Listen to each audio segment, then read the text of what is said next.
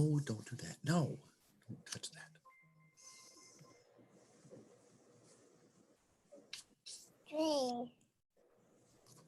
That's my paper. Yeah.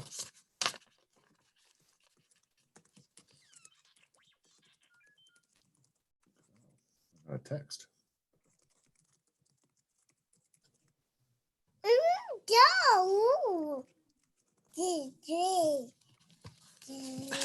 No. Good morning, Christian. Say hi to Rich. Say hi. Hi, buddy. I can't believe you've grown up so much. Yeah, he's grown up quite a bit. Yes, he has.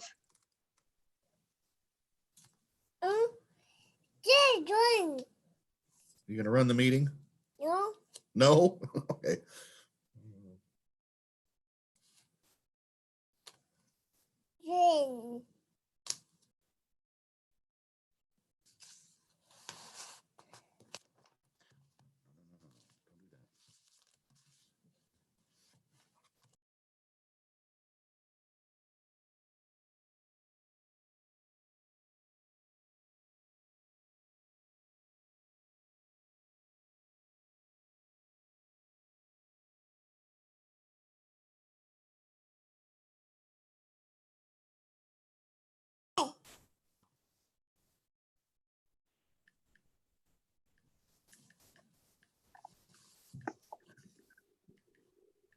No.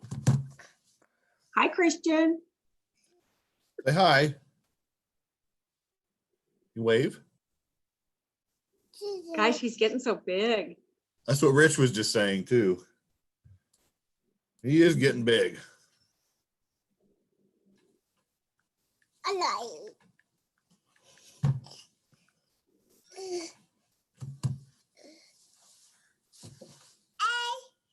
Hi.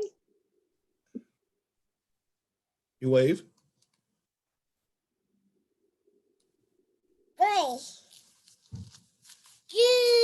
No, that's my stuff. Can't have that.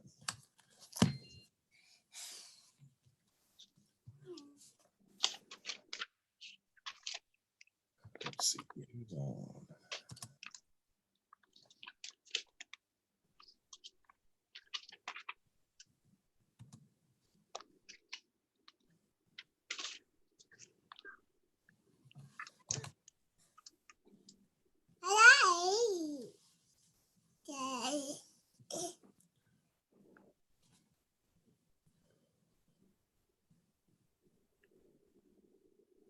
Okay.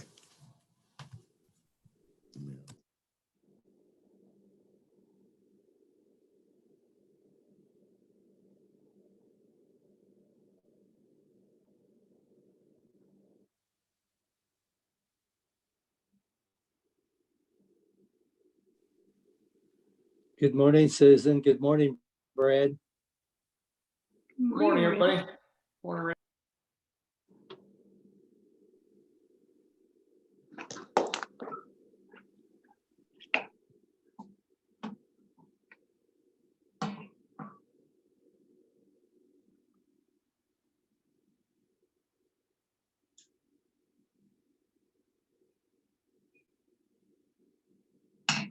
I think we'll wait a couple of minutes just to make sure everybody gets signed on because I'm not seeing many of the appropriations committee members. Yeah. We're committee members. Huh? Well, I We're know. committee I'm not seeing. members. I don't know if we have a. Actually, we're not taking any action, so we don't need a quorum. But Do we get points for being here on time? you do.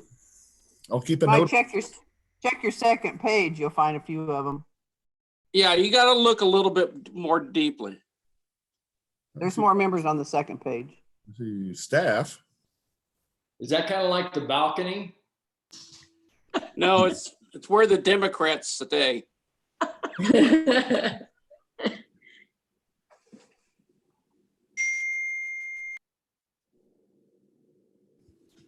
Read.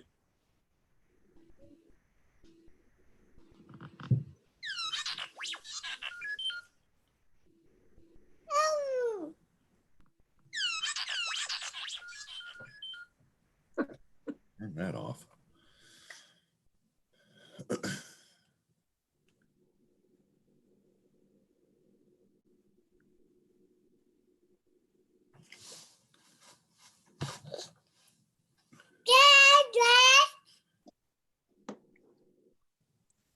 Good morning. Say hi.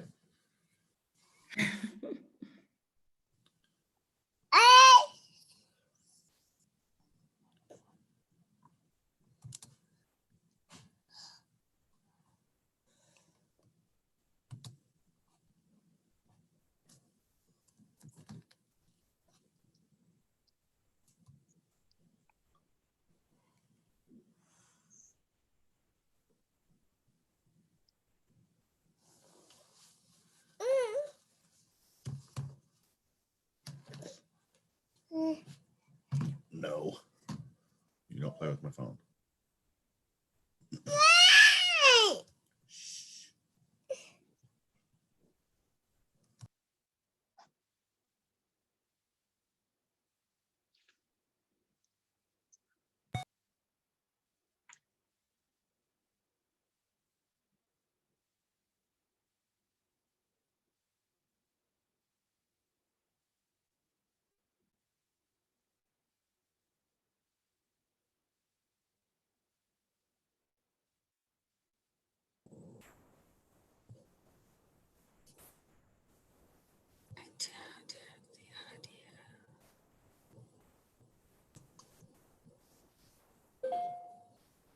We'll go ahead and start the meeting. Sky, we can take roll. Yes. Representative Alcala, Present. Representative Ballard, Representative Burrows, Here. Representative Carlin, Here. Representative Carpenter, Representative Clays, Come on. Representative Concanon, Present. Representative Dove, Representative Francis, Representative Helgerson, Here. Representative Hoffman, Here. Representative Johnson, Here. Representative Landwehr, Present. Representative Owens, Present. Representative Parker, Here. Representative Prayall, Here. Representative Rajas, Here. Representative Ralph, Here. Representative Sutton, Representative Tarwater, Here. Representative Waymaster, Representative Williams, Here. and Representative Wolf Moore. Here. Thank you. And Sky, I saw that Representative Ballard is on the screen, so I know she's. Okay. All right. Thank you. All right, we'll go ahead and get started, just like the meeting that we had on April 24th. Due to the health and safety concerns, members of the public are not in attendance at this meeting, but full access to this meeting allows members of the public without cost to listen to the meeting through the use of live stream audio broadcasting on the internet. The audio link can be reached by www.ks.legislature.org, selecting the audio video link, then State House Live and Archive, or using the link provided in the meeting notification from Legislative Administrative Services. The video of the meeting may be accessed on the Kansas Legislature's channel on YouTube. The agenda for this meeting has been posted on the Kansas Legislature website. Any other documents presented during this meeting will be available on the Kansas Legislature website and from the Kansas Legislative Research Department. All participants will state their name and title each time the individual begins speaking or voting, so that the individual can be readily identified by remote listeners. All participants are required to ensure that microphones, phones, or other electronic devices are muted when the participants are not speaking, so that the ability of the remote listeners or observers to hear the proceedings is not unnecessarily impeded. The person who has the floor to speak is requested not to have background noise. Committee members, if you cannot clearly hear the speaker, please notify the host through chat. The chat feature will communicate only the meeting host, who will communicate with the chairman. The chat feature will not communicate with the rest of the committee. The committee members seeking recognition to comment or ask questions of the conferees should send a request through the chat functionality. Members should not begin speaking until recognized by the chairperson. Members should state their names clearly before proceeding with a question or comment. Each motion, if any, will be clearly stated before the committee votes. Any vote will be by roll call vote, and the chairperson will announce the results of the final vote. Public comments will not be allowed at this meeting. During this House Appropriations Committee meeting, the committee will not recess to a closed or executive meeting pursuant to KSA 75-4319 and amendments thereto. Audio will be available on the legislature's official website within 30 minutes of adjournment of the meeting for members of the public to review.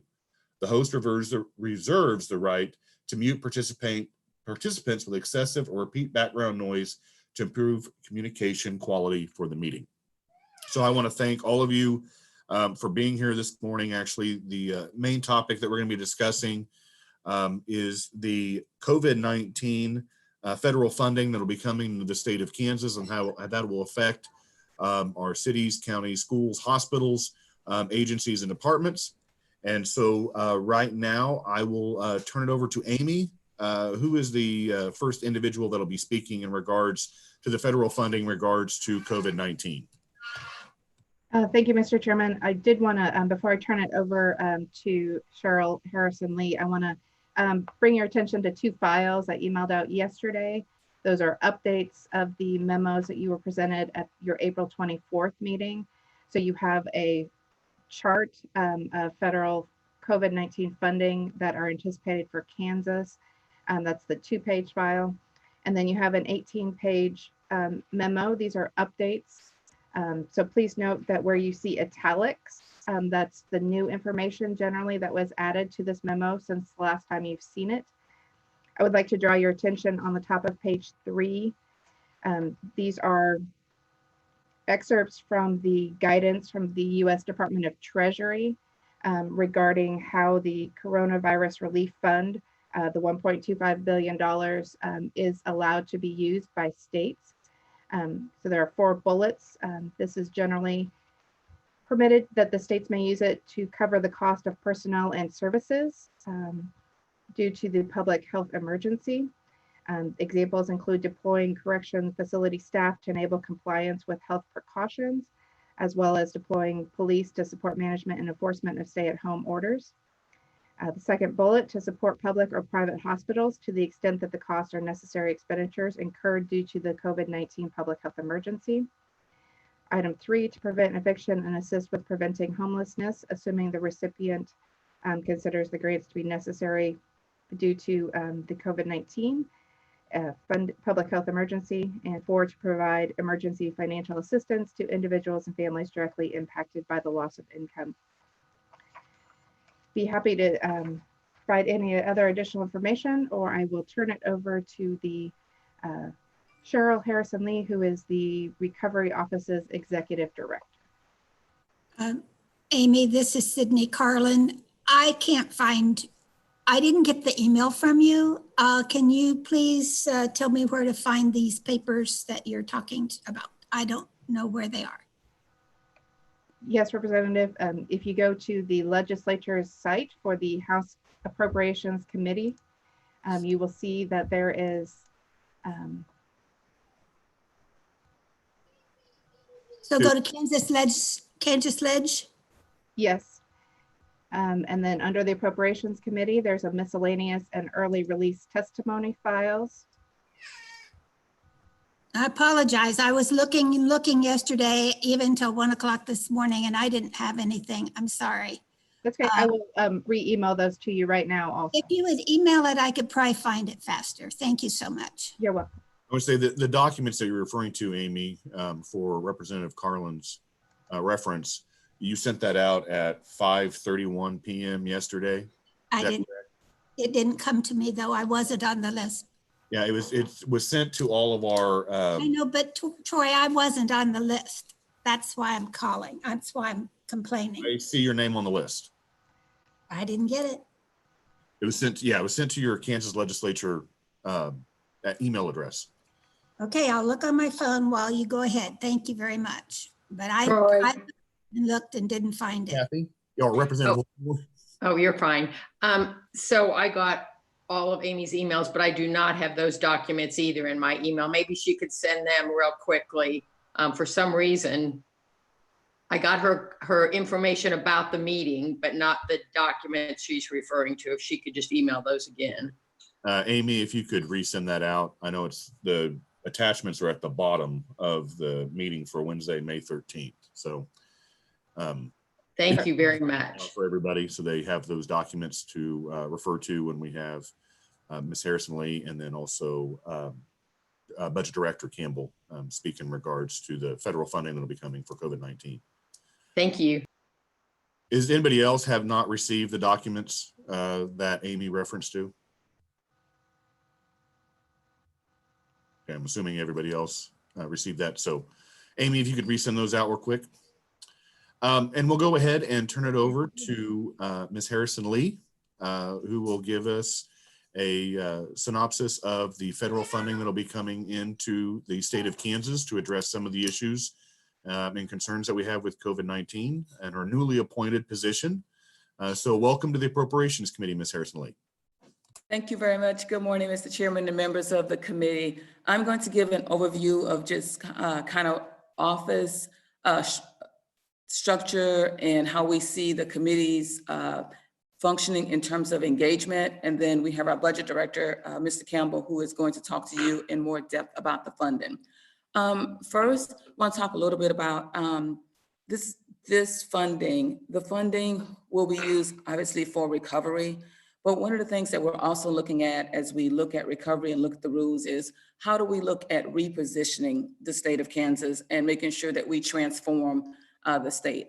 The funding, as we experience this pandemic, one of the things that we noticed was that there were some things in the system that didn't allow us to be able to really move things out to the residents in a very efficient and effective manner. So as we look to recover, this is also an opportunity for us to look at how we transform, reposition, and make sure that if something remotely close to this happens again, that we are in a better position to be able to address it.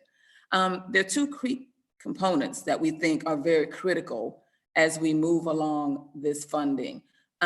Because there are two parts of funding that goes to the governor's office, as well as the agency funding, it's going to be very important that we have communication among all the agencies. So we will be establishing a work group. Each of the agencies' directors have been asked to appoint a person that will be able to serve along with the governor's recovery office that will work to make sure that what's happening in the agencies as well as what's happening in the governor's office is communicated both ways. And so that we're very cohesive, we're consistent, so that those entities that will receive funding from the state know what to expect and they're not getting different messages from different parts of our organization. We're also looking to have a coordinated effort so that as we release an application date for funding, that we have already given consideration to those frequently asked questions and that we have that on the website so that constituents are able to understand what the timelines are, what the requirements are, and how they can go about accessing the funds for their respective communities in a timely manner.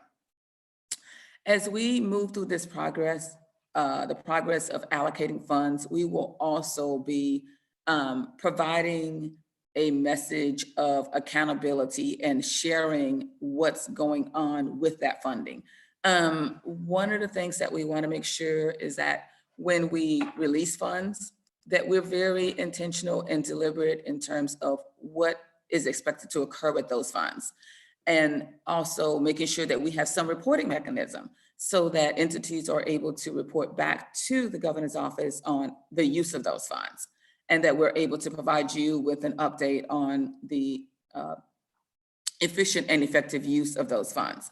We are currently working on the staffing. There will be an engagement component that will include a steering committee as well as an executive committee. And we're in the process of developing those committees right now with the governor. With that, I'll let Mr. Campbell talk a little bit more detail about the funding that we have and what that looks like for the different pots. All right, thank you, Harrison Lee. Budget Director Larry Campbell, floor is yours. Thank you very much for allowing us to present a few minutes here. I've been trying to listen carefully so that I wouldn't be redundant. You had the two forms that Amy referred to. One is an 18-page guidance that we are going off of. And the one thing I don't know if you've heard much, and so the only thing I could kind of add to the discussion there is that is constantly being tweaked a little bit or clarified. And so the guidance we've been getting is continuously being refined and clarified. So that 18 pages you see, just bear that in mind. The other document that Amy provided and Kansas Legislative Research Department put together is from the FFIS, and that's the federal funding information for states. That's a really good source that we've all been using, as well as a group called NASBO, National Association of Budget Officers. And so there are some really good sources out there to follow if you want to, and they're constantly meeting and relaying and communicating, updates from Washington the best they know. I want to, if you'll look at the 2-page sheet of listing of all the items and funds that are available to Kansas, you'll see it comes to 2.5 billion, but that's all agencies and all funds. I'm only going to just address very briefly so that we can kind of communicate in our office and around. We call the big fund the mother fund that came in, and the $1.25 billion at the very top of the page. Out of that $1,250 million, 99.6 million has already gone to Sedgwick County, and they are in the middle of deciding, the uses of that and the cost that they have incurred and what to do with that. Same way with Johnson County. Johnson County directly received 116.3 million, and that came out of the 1.25 billion. So you take those two items out, what is left, actually I had that in front of me and lost it. I have it a little differently. Let me keep going. I had it a little differently. The maximum allowed to go to locals then out of the 1.25 billion is 45%. So if you would take the 99.6 million that went to Sedgwick, the 116.3 million that went to Johnson, that potentially leaves 346.6 million that could go to locals. And then that totals 562.5 million, or 45% of 1.2 billion. And that would leave 687.5 million for all other needs. So that is, of course, if all of the 45% went to locals. I can give you my experience. I'm tracking in and trying to ask. This is a deal where everyone is trying to get their arms around it and trying to provide accounting and provide good numbers. But I'll only give you my sense. My sense is, as I've talked around the state, locals received a lot of their PPE from counties or FEMA or National Guard or other places, and might not have that actually. And honestly, when I ask them, well, what is your total cost you've spent? It's not much in many cases. So what I consistently hear is everyone wanting this money to go to losses of revenue. And just about no matter how I have the discussion with folks, it comes around to what they're really saying is loss of revenues, and this can't be used for that. So that's kind of a tricky deal. Anyway, that's the funds. The only other thing I don't think I've heard of, maybe I missed it, but I haven't heard clearly, is the remaining list, the remaining 2 pages of that go to all the different agencies and for specific purposes. Most of those could be just an expansion of an existing program. So that makes it easy. Much like the FMAP, there wasn't anything that we did on that. Just overnight, they took the FMAP, as you all recall, to 6.2% and $55 million came in. Well, many of these funds are like that. Then there are several funds that have to be created, that are new funds and have to be created. So I don't know that that matters that much to you. It's just a behind the scenes type of thing that we have to do EOs to create funds. Other than that, I know you all have seen this before. The guidance is, the first guidance that came out was 4 pages and it seems simple, but nothing's simple. And I will close with this and stand for questions.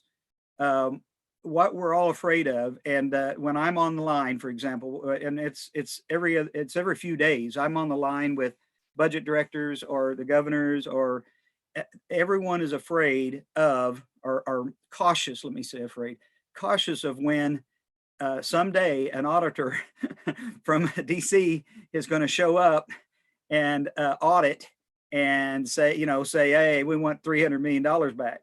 So we're all trying to be very careful to follow the guidance to the T and be very careful. And that is just in process. Things are moving so quickly and changing that what Harrison Lee told you, Director Harrison Lee, is it's in the works. It's moving pretty rapidly, but it's a work in progress. And with that, I or Cheryl will stand for questions. All right, thank you, Director Campbell.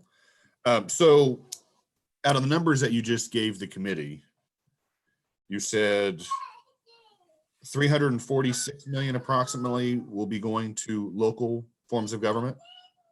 It would be allowable to go to them if they showed receipt. I mean, everybody needs to show receipts. And so far, the big request or the calls I've gotten in asking questions, it's all about revenue replacement, which you can't do that. So going on that, I mean, if they submit a request for funding and it's for loss of revenue, how do we, I don't know, turn them down? I mean, what is the process going to be? I know it's all fluid at this point, but what would qualify for them to be able to reach an acceptance for the money?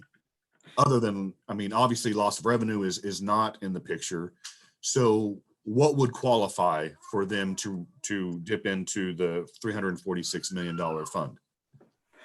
Well, I'm here to support Director Harrison Lee. That is that's a process question. So how those will actually be, let's say it differently. The legitimate uses, if they were to apply, those processes and procedures are being put in place right now, and being talked about. But so if Harrison Lee, if you have something to add to that, I just would say to you, any request we get that doesn't apply or fit, it's just a no. I mean, that's pretty simple. We can't, even at the state or anywhere. And I know the counties are struggling with that. That 116 million that came to Johnson. I mean, I hate to say it here in front of everybody because it was just a hearsay, but they haven't had that much expenses yet, and they've got 116 million. So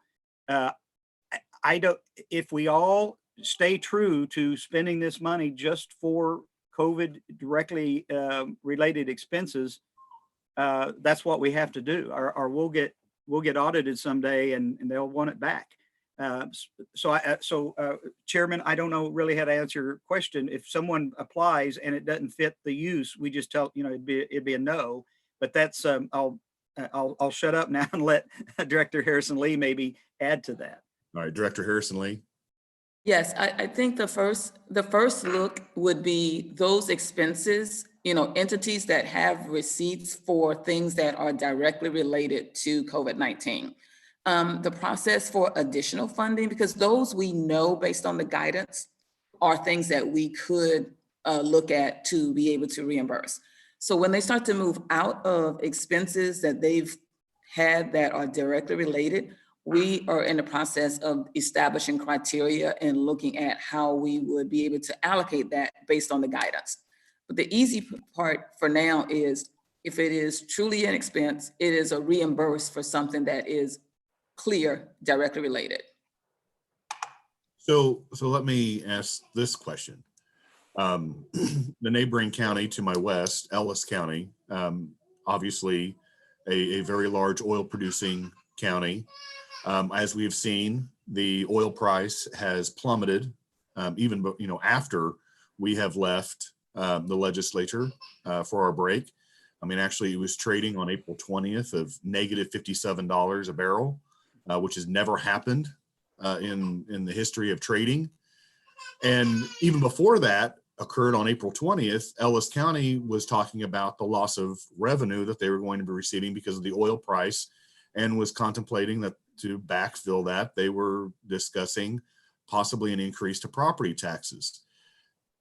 The loss of revenue to some counties that rely on oil production could directly be linked to the COVID-19 pandemic.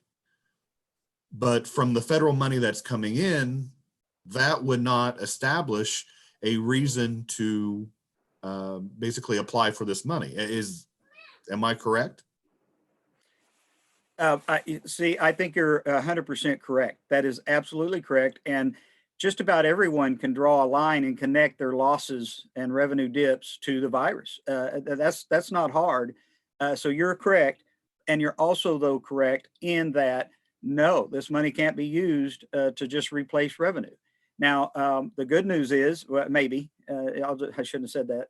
The latest news is, and they're discussing a $3 trillion package that would help, would be the piece that would help a revenue replacement if it gets passed. So that $3 trillion plan is actually for local forms of government and also state governments. It's being developed. I know they were talking about local.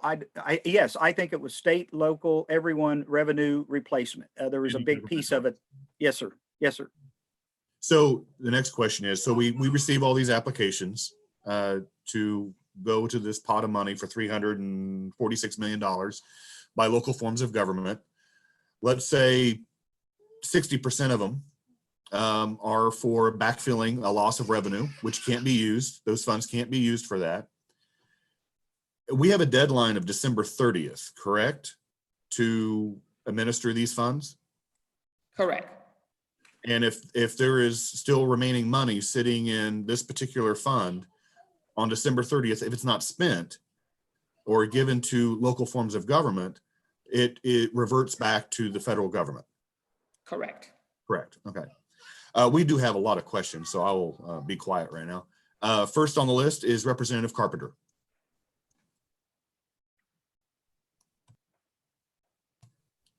Thank you, Mr. Chair. Committee, Will Carpenter, representative from the 75th District here. Larry, my questions are more about the social services. For instance, $30 million in child care and development grants. Can that money be, can offset what we were going to spend this year? I think we had quite a large sum we had put in the budget for child care. And I know at that time, the Department of Children and Families was going to have a hard time ramping up and spending that money. My question is, could that be used to offset and potentially do away with our SGF portion of that? Well, my fallback position is that all of, okay, and every single one of these line items, just like the mother fund, the big fund, every one of these line items has its own set of guidance and being interpreted and trying to be figured out right now. So that's a timely question. I know my opinion, but that is, I want to be fair and say that is still something trying to be figured out, what it can be used for. Right out of the gate, they came, right out of the gate, they said, you can't use any of this to supplant money you've already budgeted. And anything that you've budgeted or put in your budget, you can't now take that out and use and sort. In other words, that'd be a roundabout way of refilling your revenue. So that came out in the beginning, but I think there is some also flexibility that's has occurred over the last days and weeks that that will become a high priority to be figured out by the director and the program. So that's my comment since you addressed it to me. It's really a figuring all of these is tricky to figure out, okay, can it be used for this? Can it not be used? And then I'm going to be careful here how I say this, but you all understand we're business people. If there's a creative, legitimate way to use this money to the states to help everyone in the state. And when I say state, it's everybody. I'm sure the committee and the process will be looking at that, but I can't answer it any better than that. And I'd also say each of these are, I've got every one of my analysts has been assigned to one of these, and they are becoming experts. Right out of a month or two ago, when this thing started happening, we started communicating with every agency budget person, saying to them, you need to be the expert on, you've got money coming, you've got money you could tap into, become the expert on how to do that. And then our analysts need to be like the backup to that. But subsequent to that, with Director Harrison Lee on board, that team also will be very careful.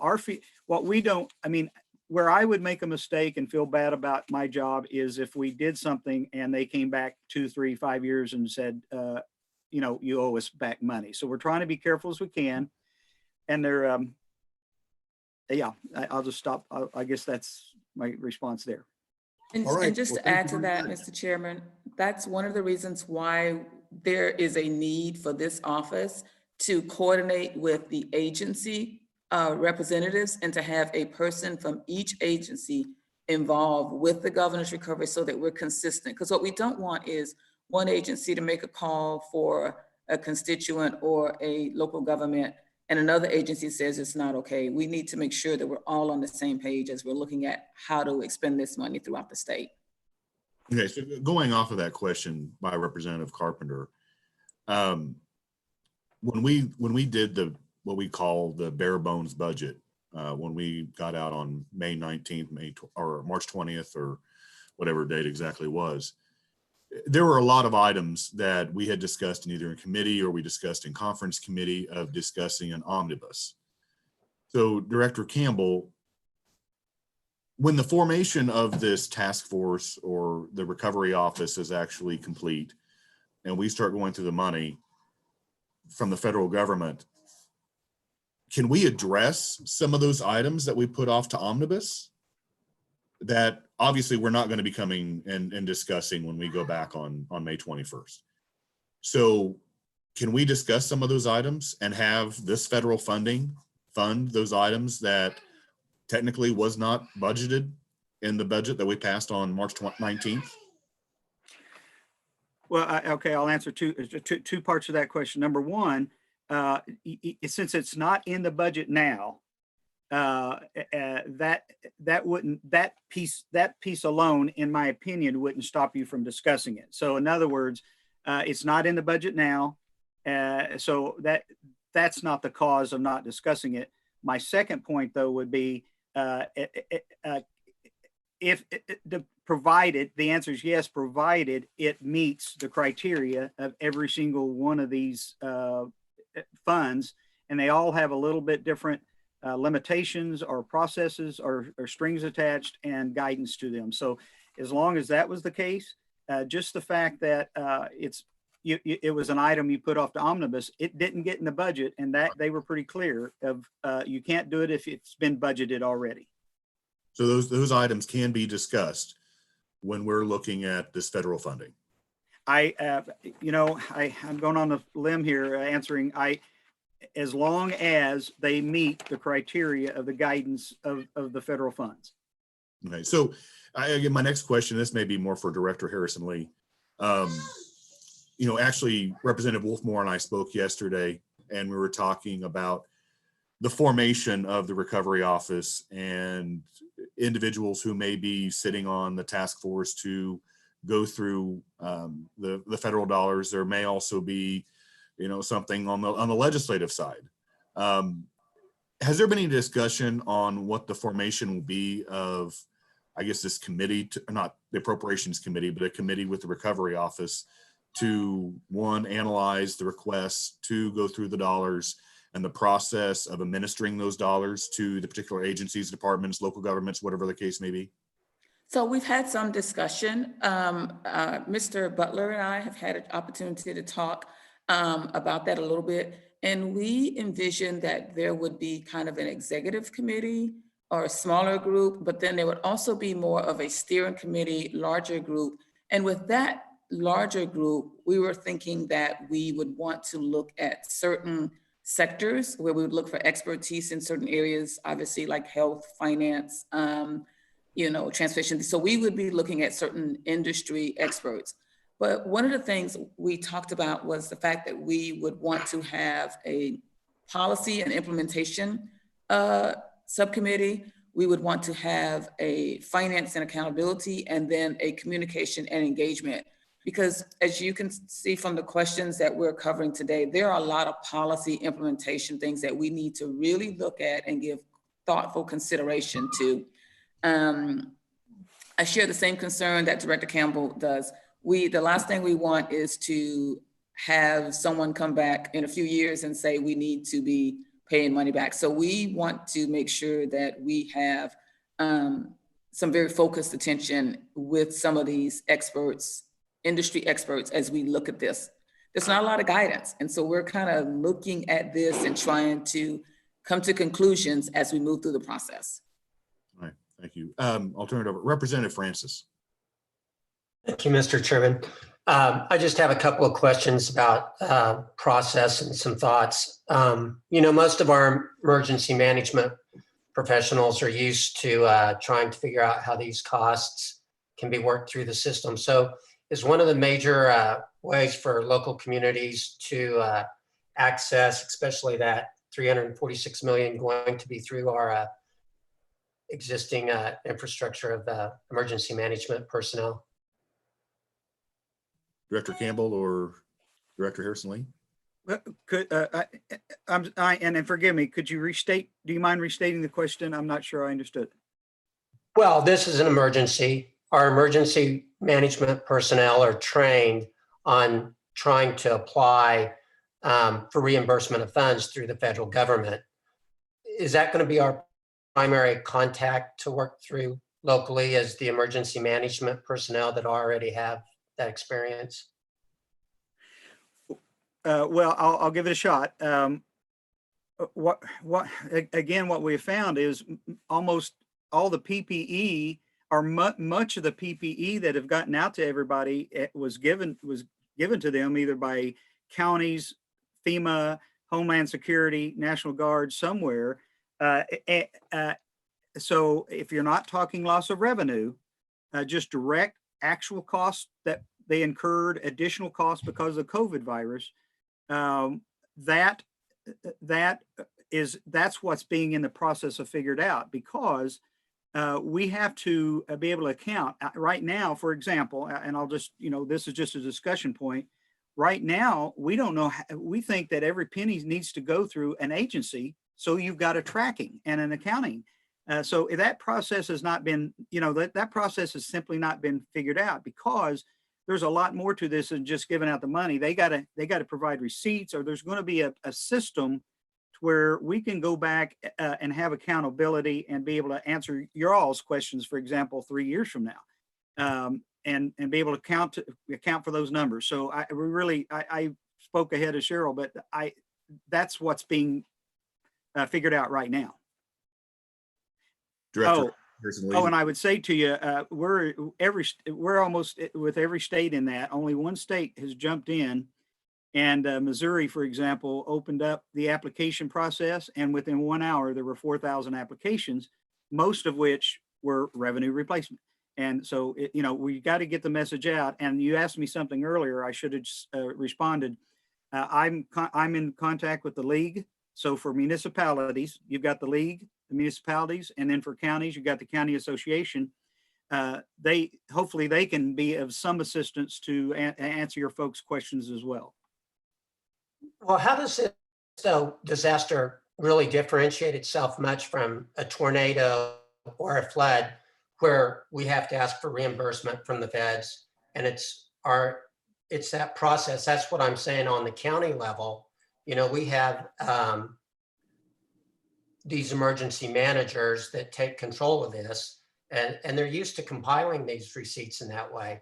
You know, we're in one of the hot spots, and we talk about some of the expenses that we've had out here. For instance, you know, we've got an entire building that we've set aside where we've got additional utility expenses. We've got staff being moved from other functions in government to come in to apply for that, along with the hospital also.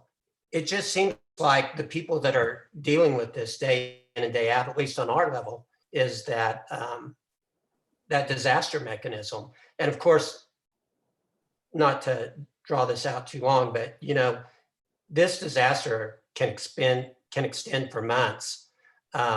We don't need to worry about spending it all right now. We've got some other things. Second wave.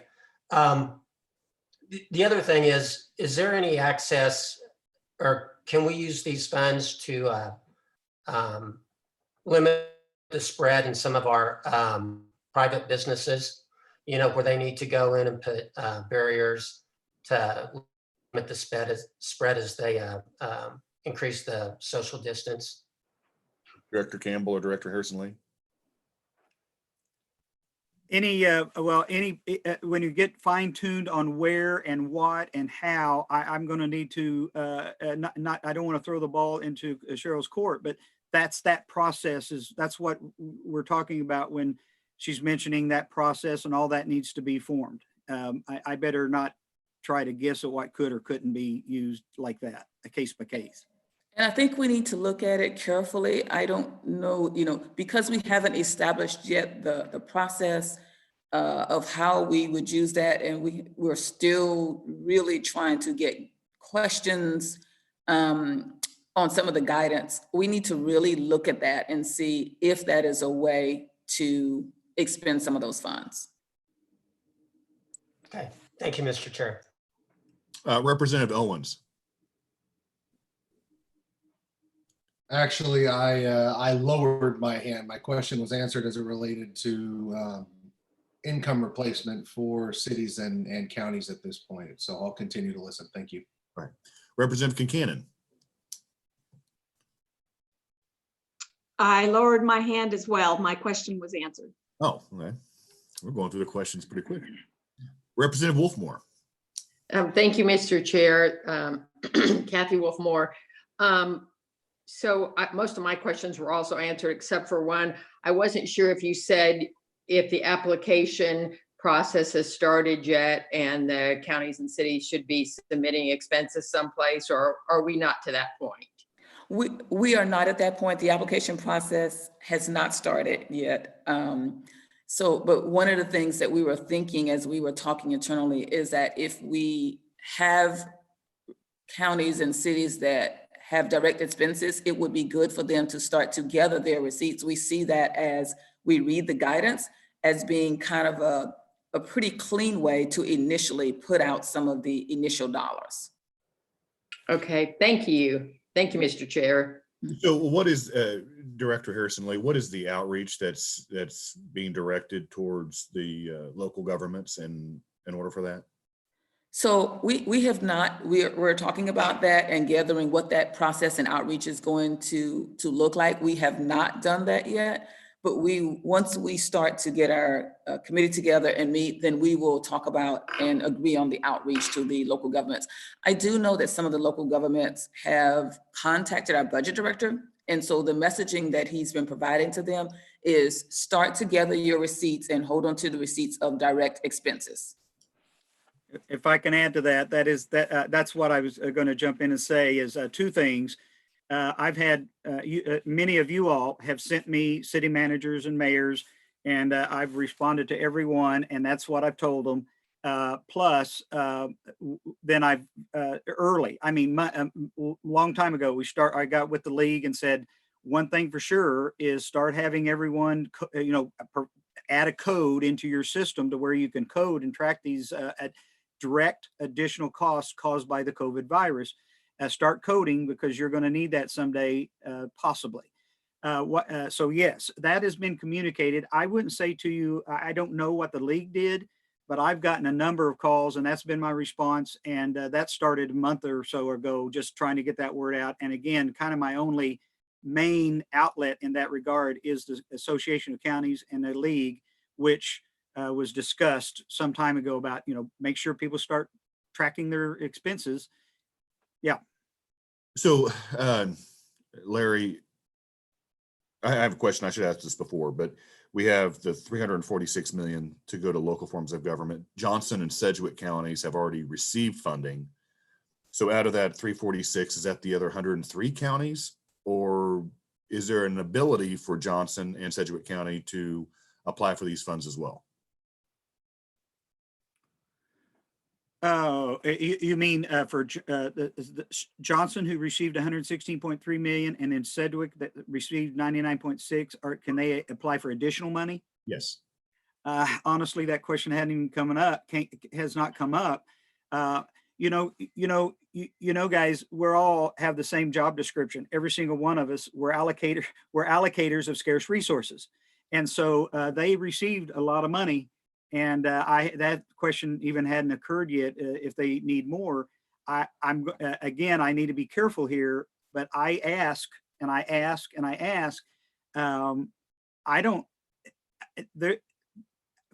just want to be careful here.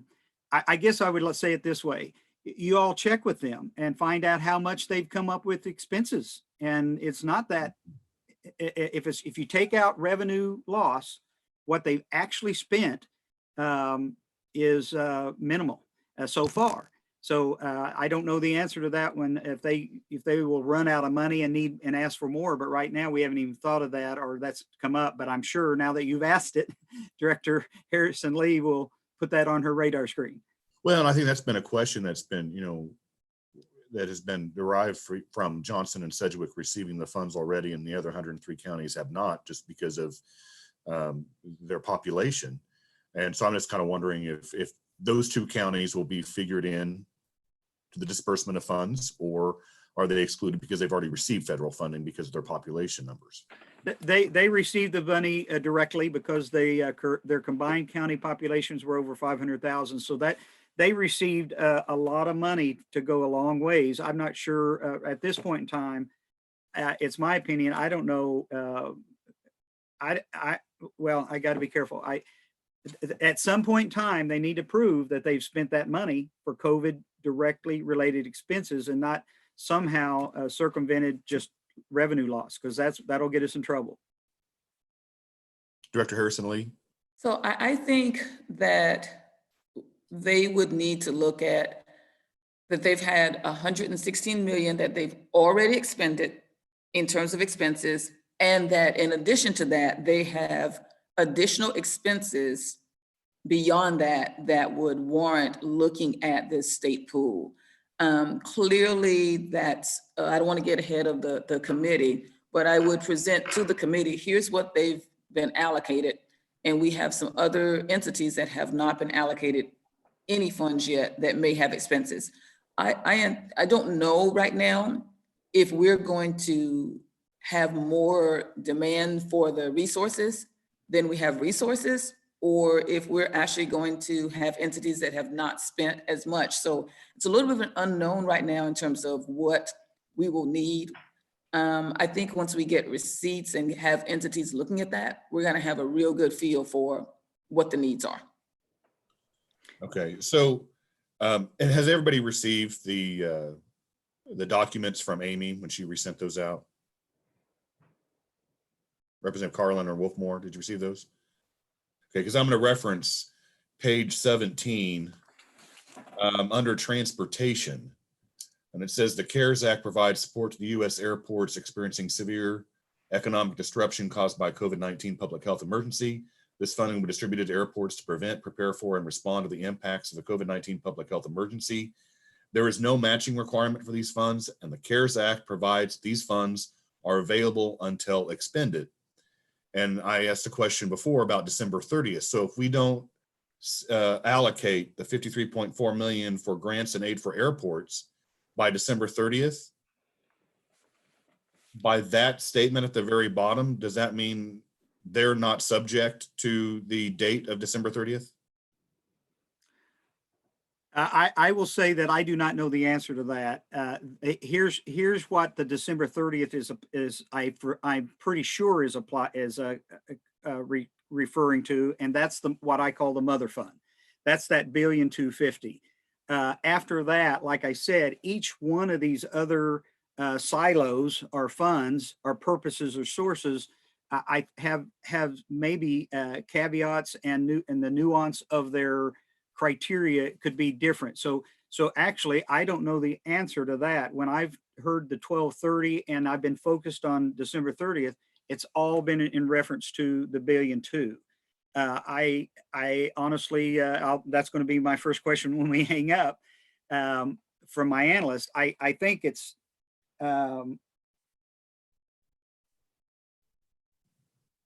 yeah, so the governor, the big pot, that is December 30th, but I just don't know the answer if that also applies to all these other silos. I suspect that it doesn't. So you're probably right. If it says, until they're expended, I would believe that would be until it's expended. But that's a good one. We should legislative research, and we should all get an answer to that. Just exactly which of the funds the 1230 apply to. That's a great question. I know it applies to that mother fund or the main portion that came into the state. Okay. Director Harrison Lee, did you want to add to that? Yeah, I would agree. What appears really clear is the date for the mother fund. Some of the other grant pieces look like there may be some leeway on those, but I think that's one of the pieces I would agree, we need to determine what that means. It doesn't look like some of the other funds have those dates, that date of December 30th tied down. I was looking at some of the other funds like, tourism and other resources for grant funds, and it's unclear. All right, thank you. Representative Williams. Thank you, Chairman. This is Representative Christy Williams, and I want to take a minute and talk a little bit about oversight and ask questions of Director Harrison Lee about that. In that question, we have talked about questions, tons of questions in how to expend and what kind of processes and what kind of rules and guidelines, and can we do this or can we do that for $2.5 billion of money coming to Kansas in totality. And I have not heard yet, I've heard you talk about someone inventing an executive committee and a steering committee, but we already have something in place by our Constitution of Kansas that says this body, the legislative body, should be in charge of appropriations. And so I'm really concerned. We have a state finance council that has our chairman and our Ways and Means chairman, has our speaker, has the president of the Senate and others that serve on that regularly work with budgets, that also work with industry leaders. And I'm not hearing the legislative individuals part of this process that you're talking about in terms of executive committee and steering committee. So I guess I'd like to see more oversight from the legislature, since we are the ones directly accountable to our voters in 105 counties. And Director, I want to hear from you why you don't believe or the plan is not to direct some of this oversight to an already existing elected committee, State Finance Council. And if not, how are you incorporating, or how is the decision to incorporate the legislature within the executive committee and the steering committee? Because oversight is, I think, the real big concern here. Yeah, absolutely. And there will be incorporation of members of the legislature into the process. recall when the governor made the announcement that she talked about that it will involve members of the legislature as well. The piece that I think we will look to have some other industry as well is when we start to look at, okay, what are some of the needs? What are some of the things that are directly related to COVID, and how we make some of those interpretations, some of the technical policy interpretations. But absolutely, there will be some legislative involvement with oversight. Representative Williams, if I could ask a question to Amy Sure. real quick in regards to this. Amy, when we passed Senate Bill 66, we had a provision that was put in a conference committee that said, and correct me if I'm wrong, but it said that any federal money coming into the state of Kansas would be first requested to the Joint Legislative Budget Committee, and then the Legislative Budget Committee would then refer those requests to the Legislative Coordinating Council. Is that pretty much the gist of the language that was in Senate Bill 66? Mr. Chairman, I believe what you're referring to is the way that you're going to expend the $50 million that you appropriated from the state general fund. Okay, so it's not any federal funding that falls into that provision that was in Senate Bill 66. Not to my recollection, that was just about how you were going to expend those state general fund dollars. Right, I just wanted to ask that question, refresh my memory. Representative Williams, did you have a follow-up? Yes, thank you. I was just going to say, so I hear you say, Director, that will be part of the process, but why are we reinventing a process, a team, when we already have a team? And I'm not sure I'm hearing from you specifically. Executive committee, will there be legislative leadership on the executive committee or the steering committee? We're still having internal discussion on exactly what the makeup and what that looks like. The part that I just want to be real clear on is that this process will involve legislative input and involvement on the committees, for sure. Representative Williams? Okay, I understand you're still trying to make decisions, and I know the legislature is meeting on the 21st, and they still have an opportunity to make decisions on how to move forward. I would just reiterate that whether we use any of the LCC or the State Finance Council or another method, the legislative body has to be represented in a very significant way, because the power of appropriations is designated to us by the Kansas Constitution. So anything less than that would have a huge concern and would be weighty on many of those that serve in this role. So I don't know. I would just say that I guess we'll see what will happen on the next week and see how the legislature chooses to resolve this issue. Thank you. Representative Landwehr.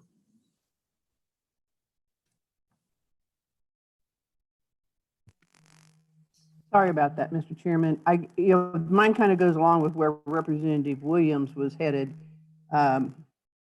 Where are we in the process of these two committees being formed, and has a decision been made of the makeup? I hear legislators will be involved, but that doesn't tell me how many legislators will be involved. Director Harrison Lee.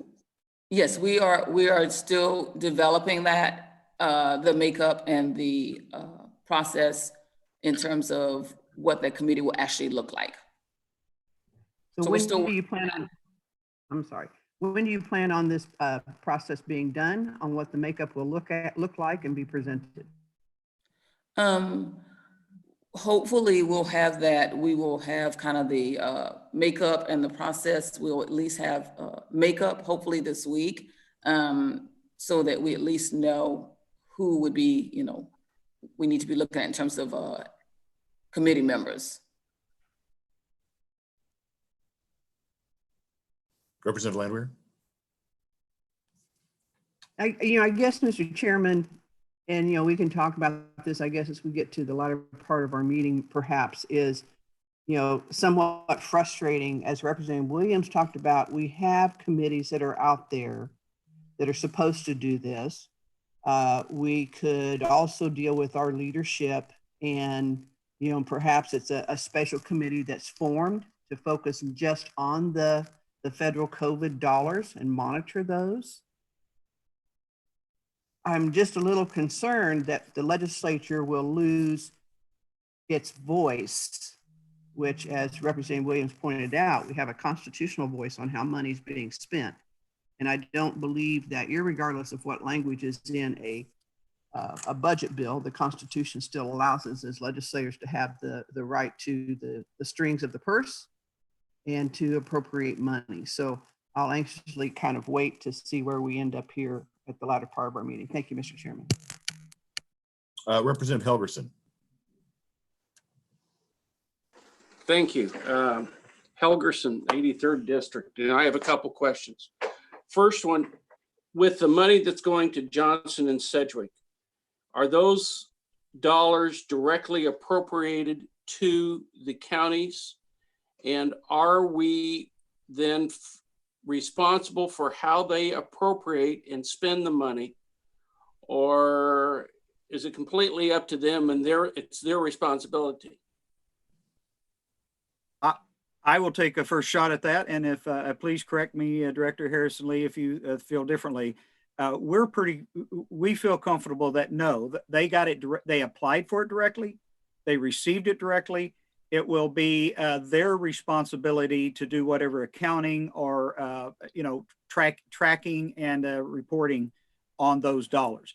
That did not flow through the state, so we wouldn't have any means to be able to track it or enforce it. So, my opinion, and again, my opinion, and from what I think a general opinion in the industry is no, that went to them directly. They're going to need to be accountable for it and decide how they're going to send it out. Okay, second question then. Larry, you made reference to that we could not use this funds to supplant dollars that are being spent on programs. However, did the feds put specific dates, or if the governor came back or the legislature and decided to cut appropriations, either across the board or specific, would we not have the opportunity then to say our budget process is not over until sine die or whenever? And then we are not supplanting dollars, we are putting dollars directly in. Highways come to mind right away. If we decided of the money to subtract money that would have been going into the fund, and we change the appropriation process in the next days or weeks, is that not possible, or do they put specific dates on this? And if I may, I'm sorry, but that is the exact type of question that I alone shouldn't, any one person, that's a group decision. That there's no clear, that's a tricky question, because depending on how you do it and depending on what it is and depending on the timing, a lot. We could be in money that came from the feds disproportionately overtime, and they had their everyone. There it is. Thank you. Yeah, I don't that had how are hospitals They're like, I need to understand within the system and their needs. All right, if I'd ask, I know definite economic some of this support. There is going to be, and we all need. That's the thing so rapidly and has happened with a that actually addresses the placement. And if we use some of this money to do that, then you get where we're going to get caught. They'll come back and go, you can't replace your original CARES Act if we provide money strictly for revenue. So there's a lot to be watching and paying attention to. I'm hopeful, and they're discussing a package for locals, and that's within that, the $3 trillion package they were talking about, the money there for Okay, thank you so much. Banned a $53.4 million aid for airports this pandemic, and then actually poses a really good question for ports or airlines that have a particular airport grant money be used to, I mean, how would that work if the airport submits a request to try to reestablish the flight that has been canceled, but yet it's still subject to the private airline company? And then I guess go ahead and answer that question. And then would they be able to apply for the grant funding because of a loss of a flight pattern?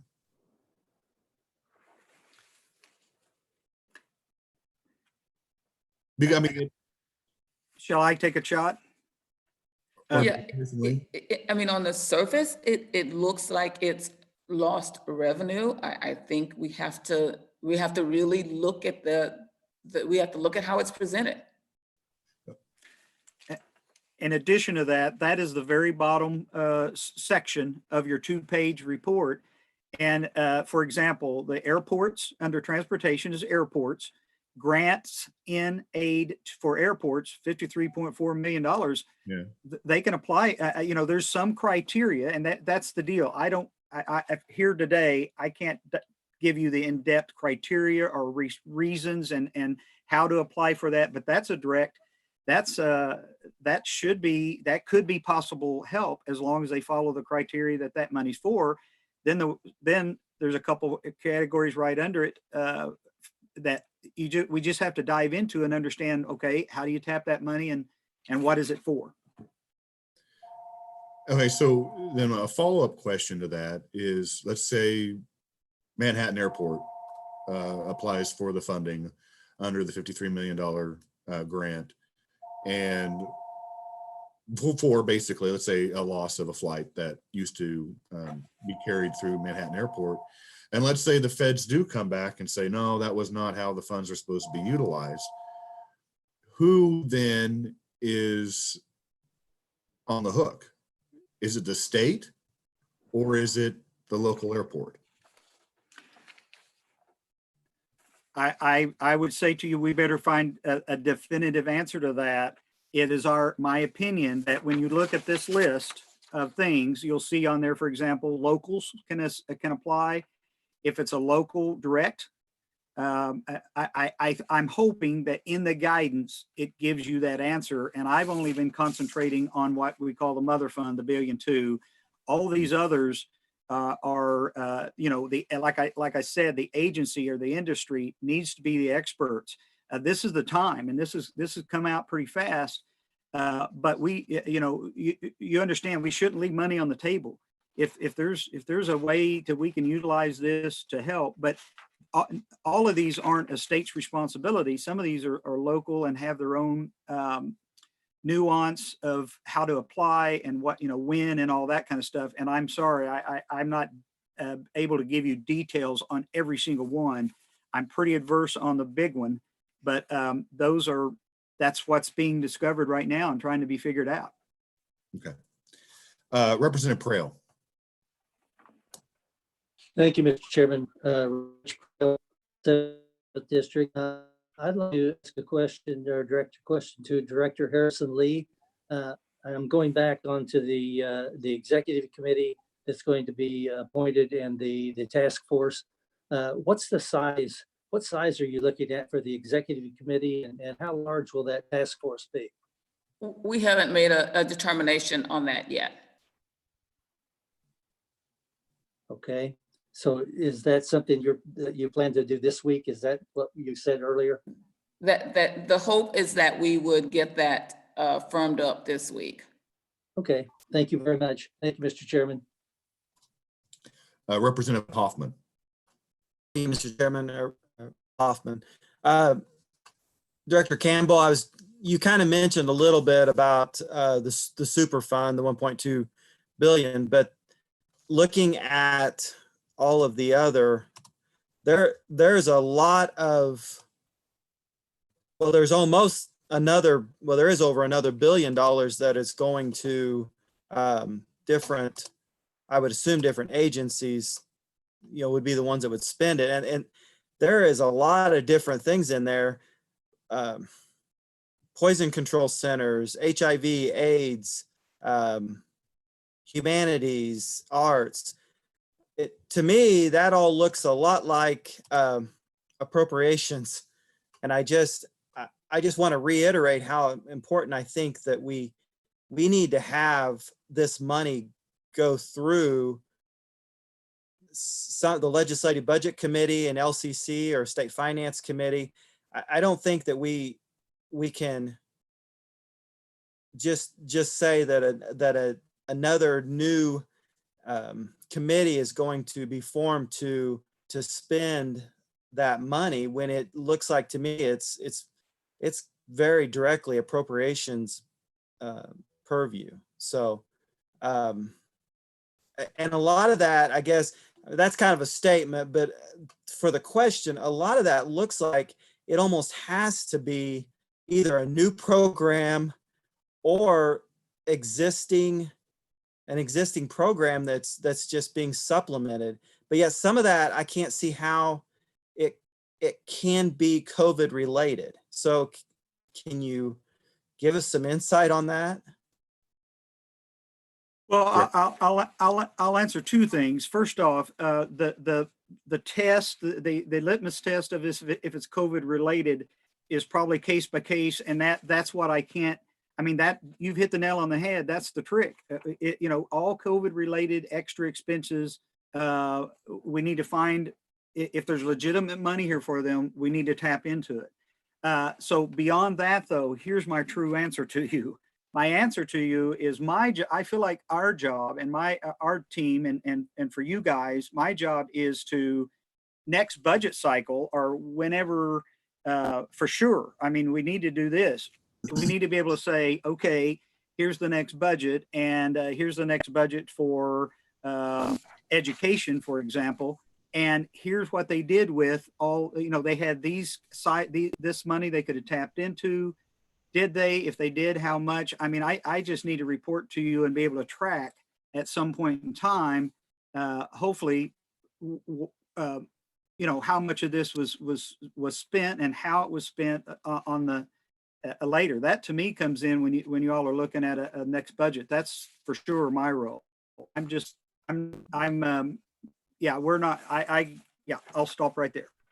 Sure, and I understand. But I think our role has to be how it's spent now, not waiting to be, to find out later. Well, it was spent on this, and when we come back in January. So I just think we have to have the money has to flow through some sort of a legislative oversight committee. So thank you, Mr. Chairman. Representative Ralph, you don't have a question? Thank you, Mr. Chair. Representative Ralph, 119. Larry, the question in regard to local airports, and I think we've had some airports out our way under the CARES Act too that received some grants. Do I understand that the grant money they've received, does that have to have some relationship to expenses related to COVID, or were those just general grant funds available for operations? Do you know? I do not know. Sorry. I don't know the answer to that or what they got, or, did they were they able to draw on an existing previous grant, or is it one of these grants? Without knowing complete details, I better not try to answer. Thank you, Mr. Chair. Representative Tarwater. Thank you, Mr. Chair. I just wanted to follow up, Kyle. I think that the reason for this whole meeting was for to try to figure out how the funds are going to be spent and what kind of oversight, excuse me, we're going to have. I'm not really seeing any of that. I don't know why a board hasn't already been set up.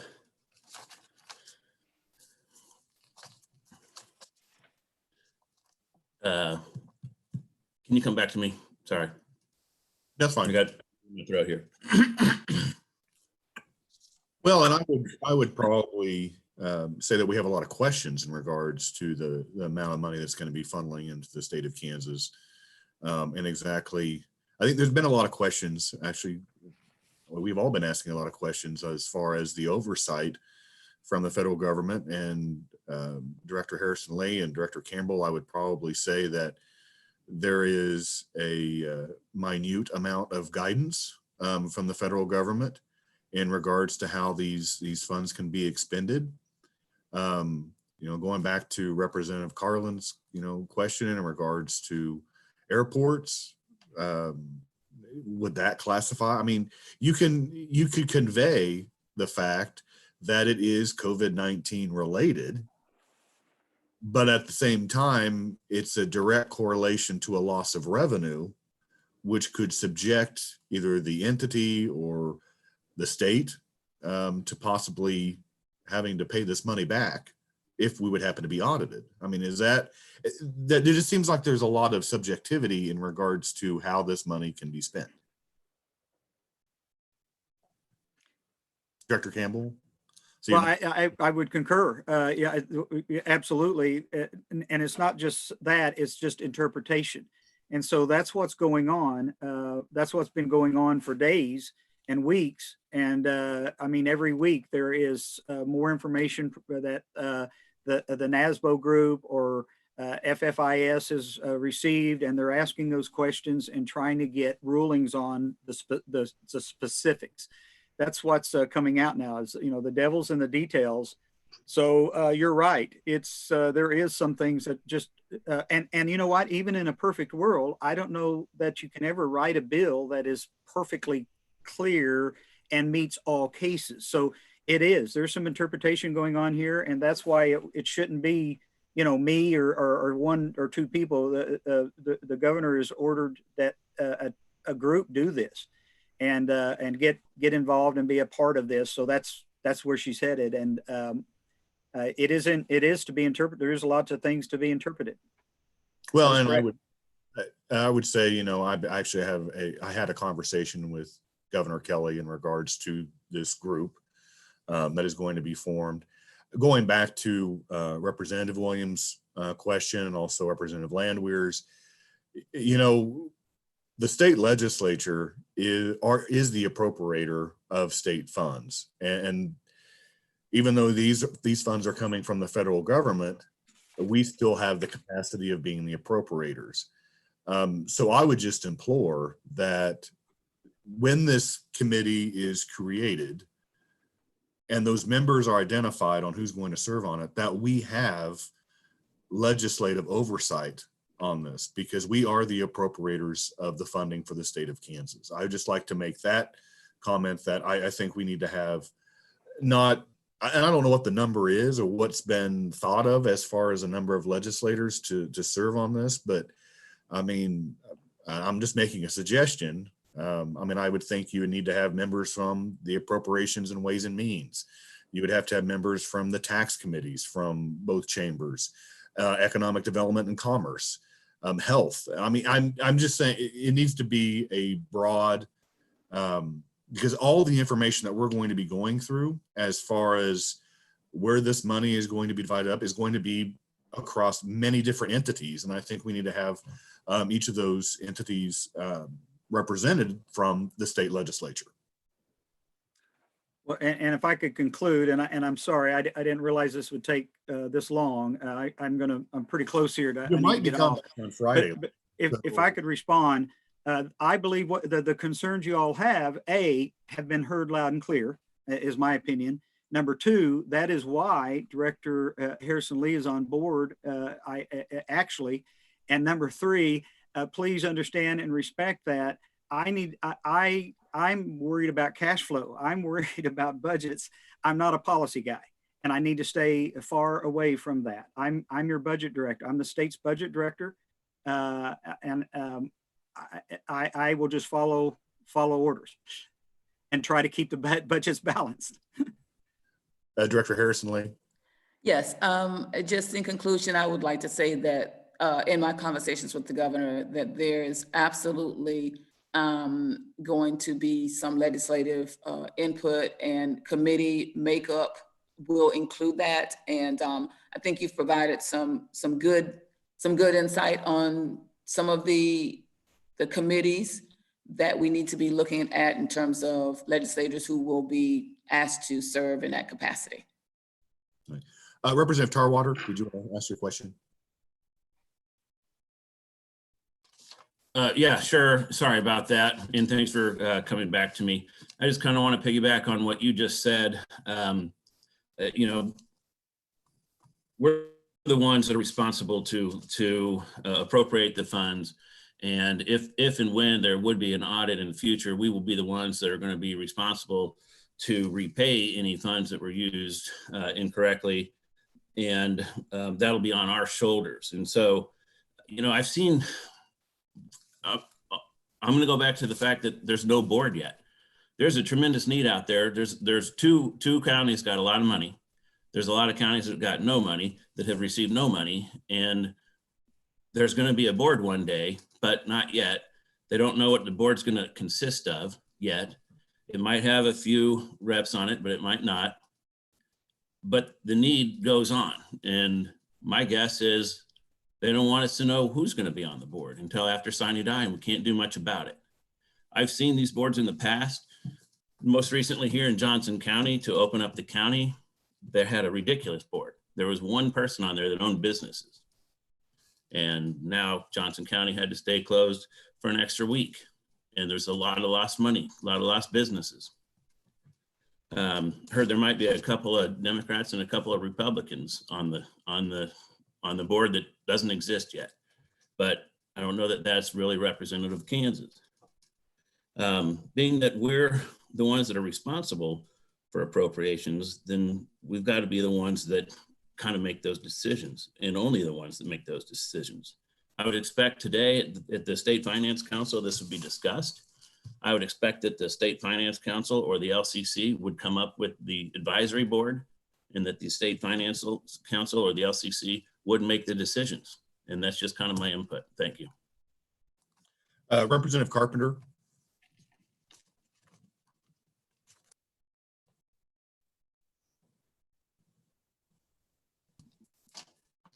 Thank you, Mr. Chair, committee. Part of my questions were already answered, and I kind of echo what you said and also what Representative Tarwater said. We ultimately, if this money is misspent, we will ultimately have to repay it. It'll be tough for us to get it back from the counties and the local governments. But on another question I had, and I don't know if Representative Campbell's still here, but our county and a lot of counties are already making provisions to do mail-in ballots. So I wonder if any of this money would be a legitimate expense for COVID, out of this COVID fund for the money spent on local elections. Your thoughts, Director Campbell?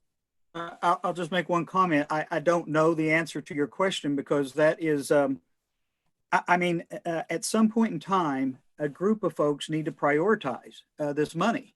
And again, this is just, no, I won't say that. There needs to be a priority, but it seems like the priority would be, the first thing for this money is to keep people alive. Then the second priority is to keep, if there's legitimate, realistic ways to use the money to keep it from spreading, then you just keep going down and down to, areas of trying to, well, does it connect directly? Is it actual COVID related, or is it not? Or is it just revenue? Those are the questions that need to be answered. So I don't have a direct answer for what you just asked, but I will say that, the Secretary, so this specific area though, the Secretary of State has received sort of like on this list, they've received quite a bit of money that should perhaps, that's not my department, but they've received money that should help them with that regard and address exactly what you're saying. But that's up to the Secretary of State. Thank you. We'll go ahead, and we've actually, it's past 10:30, almost 10:35. And we do have another scheduled meeting for Friday morning at 9 a.m.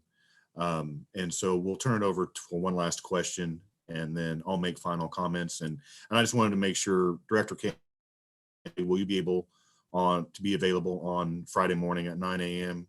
So we can continue with any questions that may arise in the next couple of days?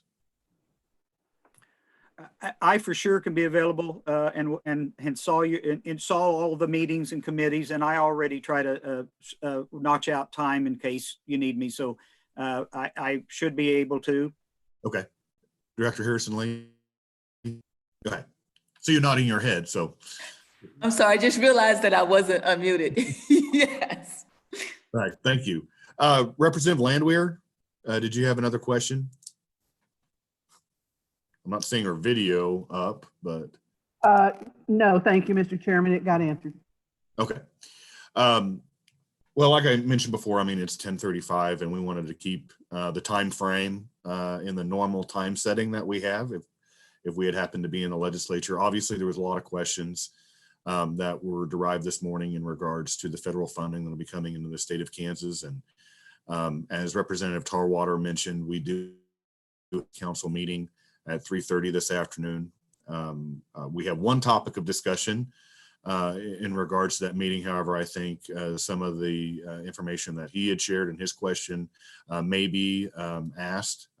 So I think it'd be good to go ahead and just kind of pause the discussion that we're having right now and come back on Friday morning at 9 a.m. I'm sure many of you will be able to come up with other questions to ask either Director Harrison Lee or Director Campbell in regards to the federal funding.